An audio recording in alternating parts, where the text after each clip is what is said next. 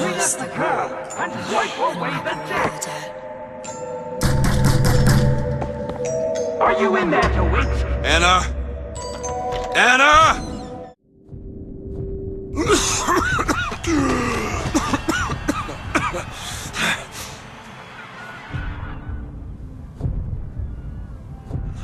Anna.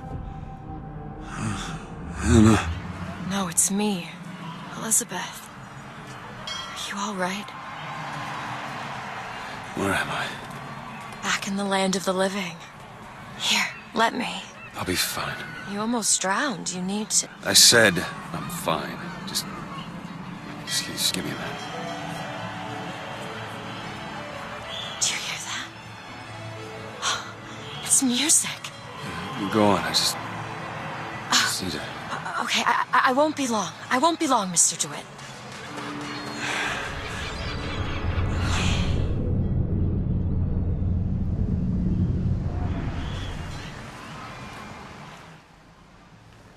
Oh no, you've got to be kidding me. We're still on Columbia. So, Columbia has its own lake or ocean? Come on, there's suspension of disbelief and then there's this. Anyway, welcome back to Let's Play Bioshock Infinite. So, yeah, we're still in Columbia. We're not out of this yet. But we have the girl, and unfortunately she ran away from us. I'm gonna go over here and pick up a voxophone real quick and some money, and we're gonna head after wherever she went. I mean, other than the kid stuff you get at the Hall of Heroes, anything prior to his baptism was, and here I quote, hang on, left on the riverside. I'm looking for a young girl. Don't call me a plagiarist. But I'm going to spend the first 30 pages regurgitating scripture. Airship. That could be our ticket out of here. We crash landed in a place called Battleship Bay. It's where we are right now. There's another kinetoscope right there. A few items you can pick up right here, but nothing really all that important. And everything I said I would go for, like the quest items and the voxophone, the voxophones, I'm going to pick up those. Hey, miss it. What is she doing? Miss.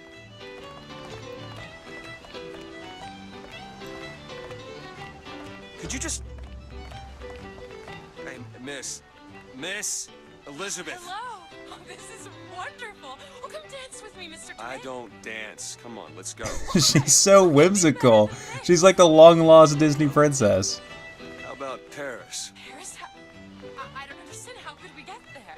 That's where that airship's going, but if you want to stay and dance, we can... No, let's go! Come on, let's go! Come on, let's go right now! Elizabeth, you have instantly endeared yourself to me. But it's true, isn't it? Oh, can you smell that? I've never smelled anything like that before, have you? Yeah, Elizabeth is a wonderful character. She's very intelligent despite having been locked up in that tower her whole life. But you can imagine, after the trauma of what she just went through, but the excitement of being out, she's ready to just explore and see as many new things as possible. But the offer to go to Paris sounds like a pretty promising deal, so let's see if we can convince her that that's where we're headed.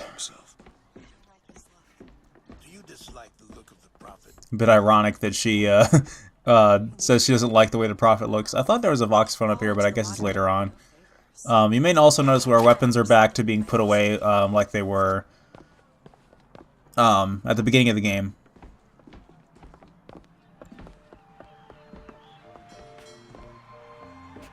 Oh, look, it's you two again. Mr. DeWitt, here. Bird. Or the cage. Or perhaps the bird. Nothing beats the cage. These two again.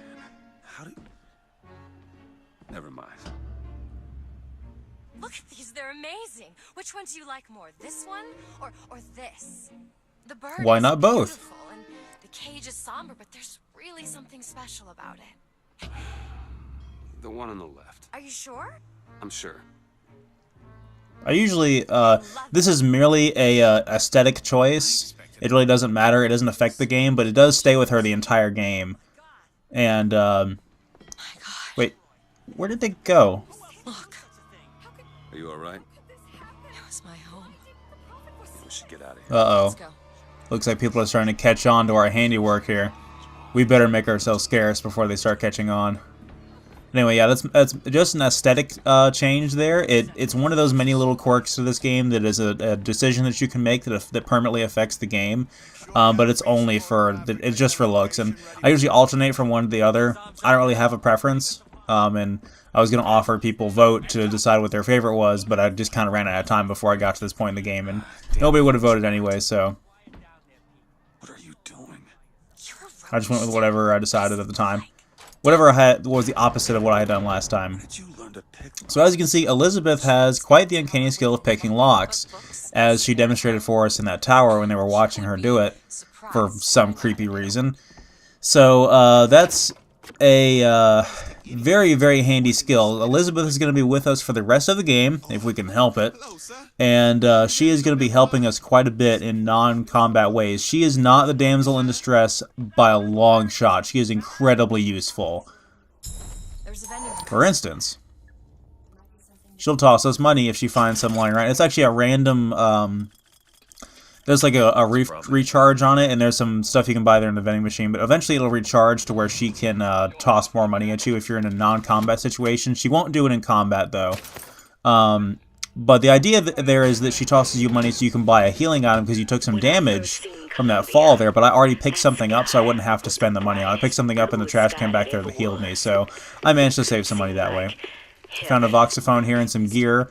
A voxophone from Daisy Fitzroy. Do I know you? Back at the lottery, you. Looking hard back at you. Without you, we wouldn't have gotten away. Daisy always said somebody like you would come along.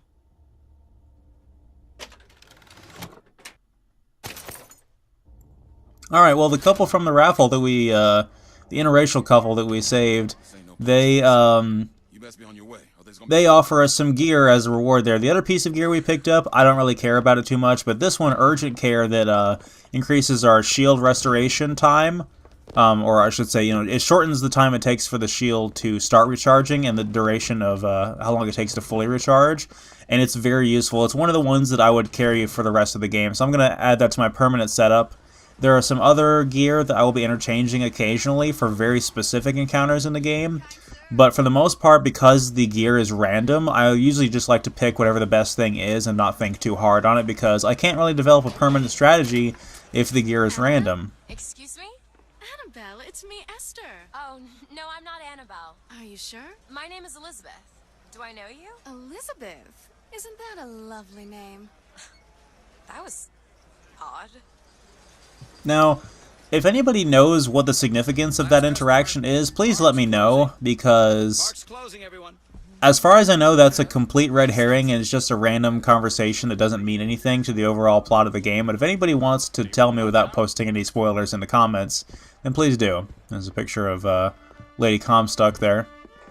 But yeah, there's a funny exchange there in that previous room where Elizabeth says, referring to one of the little arcade game things there, that's like a little puppet machine kind of thing. She says, "Oh, look at this. It's the third one in the series. I heard it was delayed 3 times." I wonder what that could be a reference to. I also thought there was a voxophone or something down here. I'm going out of my way. Oh, I know where it is. Yeah, I'm trying to get all these optional areas up here.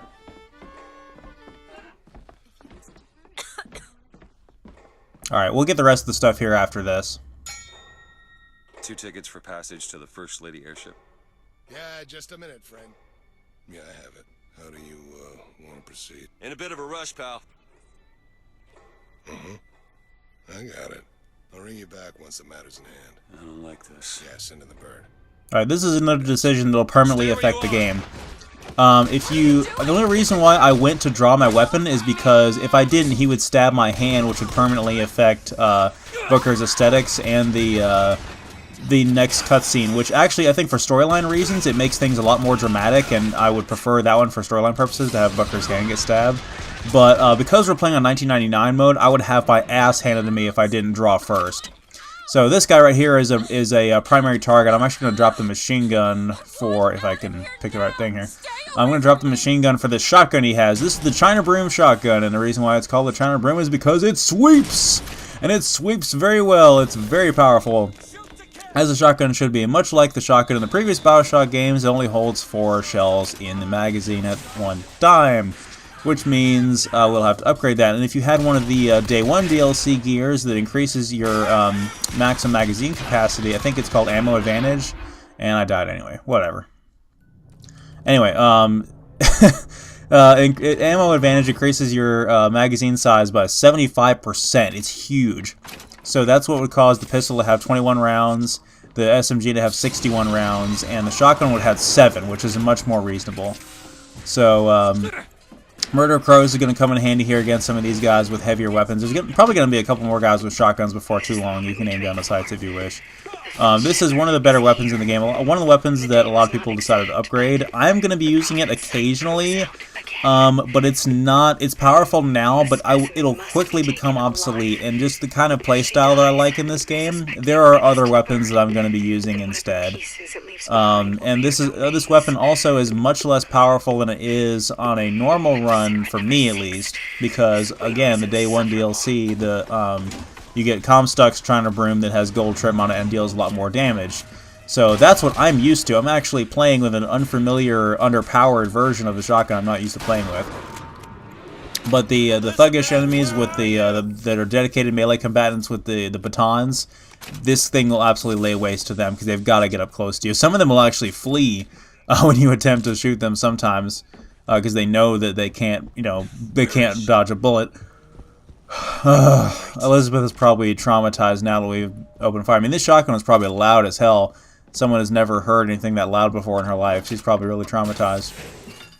I want to come around here behind the counter where we shot the ticket guy at the kiosk and grab that infusion there. There's also, this is an optional room I normally don't go to because I'm busy chasing after Elizabeth. But if we go down here, this is the optional area I was looking for earlier that has some money, and I believe there's a voxophone here as well. It's really easy to miss areas like this when the game's story is dragging you along, and that's not a fault of the game at all. But in fact, it can be considered as praise because you're so interested in what's about to happen next in the story. You're not going to sit around to loot. You want to know what happened to Elizabeth, so... And through the technology of men, the dollars of Washington, the Lord worked his will upon Columbia and raised her high above the Sodom below. Just stay where you are! Get away from me! I had to basically force myself to go down there when trying to get all the voxophones in the game, which I failed to do, need I remind you guys. Kill those people. I can't believe you did that. They're all dead. You killed those people. Elizabeth, You're a monster. what did you Quite a think? logical reaction, actually. Do you understand the expense that people went through to keep you locked up in that tower? You think people like that are just gonna let you walk away? You are an investment, and you will not be safe until you are far away from here. What do they want from me? I don't know. One thing I've learned. If you don't draw first, you don't get to draw at all. You're bleeding. Come here. What happened back there? It's not the last of it, is it? I don't know.